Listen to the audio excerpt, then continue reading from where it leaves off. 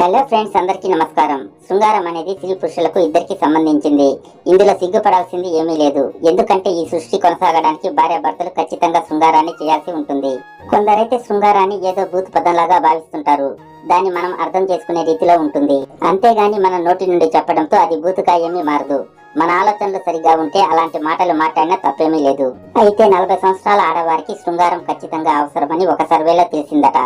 40 ఏళ్లలో స్త్రీలు కాస్త బలాన్ని కోల్పోయి ఉంటారు. ఈ వయసులో ఉన్న స్త్రీలకు నాణ్యమైన శృంగారం అందించాలని ఇటీవల సర్వేలో చెప్పడం జరిగింది.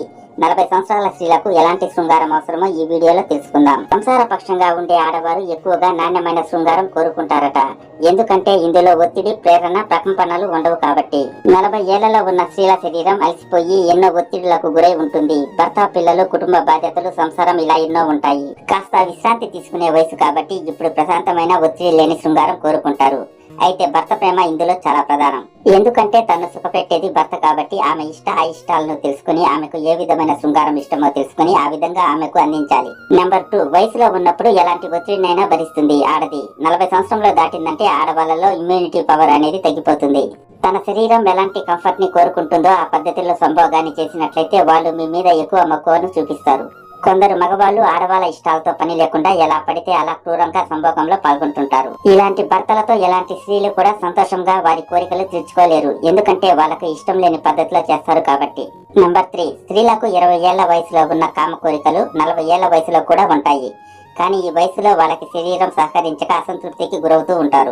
దాంపత్య సుఖాన్ని మధురంగా అనేక భంగిమలు అనుభవించాలని ప్రతి ఒక్క స్త్రీకి ఉంటుంది. కానీ వారిలో ఇమ్యూనిటీ పవర్ తగ్గిపోవడంతో శరీరం సహకరించక ఆ కోరికలను ఇష్టమున్నా చంపుకుంటారు. కాబట్టి మీ భార్య మనసు తెలుసుకుని వాళ్ళకి ఏ భంగిమలో సంభోగం కావాలో ఆ భంగిమలో అందించండి. ఈ వయసులో ప్రతిరోజు కాకపోయినా వారానికి 2 లేదా 3 సార్లు అయినా సంభోగంలో పాల్గొనవచ్చు. ఇక్కడ నాణ్యమైన శృంగారం అంటే ఆమెకు నచ్చిన ఆమె శరీర భాగాలతో ఆమెను తృప్తిపరచడం. ఆమె యొక్క ఎదభాగాన్ని, బొడ్డును, ఆమె నడుమును సున్నితంగా గిల్లుతూ నొక్కుతూ చేస్తుంటే స్త్రీలు స్వర్గంలో తేలుతూ ఎంజాయ్ చేస్తారట. కాబట్టి నేరుగా సంభోగం చేయకుండా ముందుగా ఇలాంటి ముద్దు ముచ్చట్లు అయిన తర్వాత సంభోగంలో పాల్గొంటే మంచిదని నిపుణులు చెప్తారు.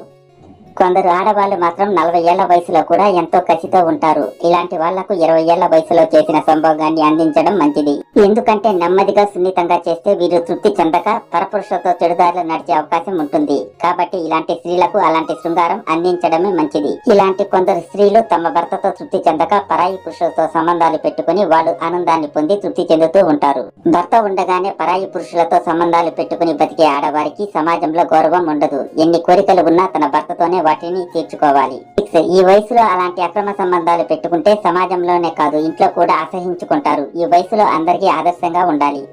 మీరు ఇలాంటి పాడు పనులు చేస్తుంటే మిమ్మల్ని చూసి మీ పిల్లలు కూడా చెడిపోయే ప్రమాదం ఉంది. ఎవరైనా తప్పు చేస్తే మందలించే వయసు మీది.